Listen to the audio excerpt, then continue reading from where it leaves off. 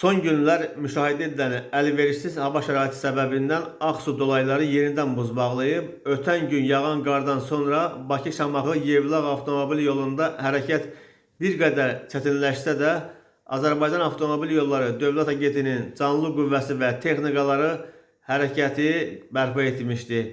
Gecə saatlarından havanın şaxtalı olması səbəbindən isə yolun Ağsu aşırımından keçən hissəsi yenidən buz bağlayıb.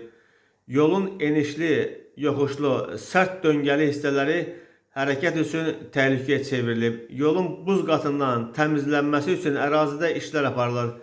Qum, duz qarışığı səpilir. Avtomobilində texniki problemi olan, həmçinin yolda hərəkət etməyə ehtiyat edən bir neçə şəxs maşınını yolun kənarında saxlayıb. Hərəkətin təhlükəsizliyini təmin etmək məqsədilə yol polisi və postpatrul xidməti ərazidə fasiləsiz xidmət aparırlar. Yolda qalan sürücülərə köməklik göstərilir. Digər hərəkət iştirakçılarının hərəkətinə mane olunmamasına çalışılır. Ötən gün çətinliyin yarandığı Muğanlı İsmailli avtomobil yolu da qardan təmizlənib, yolun hər iki zolağı üzrə hərəkət etmək mümkündür. Gecədən etibarən bölgədə qarın yağması dayanıb. Hazırda bölgədə günəşli hava hökm sürür.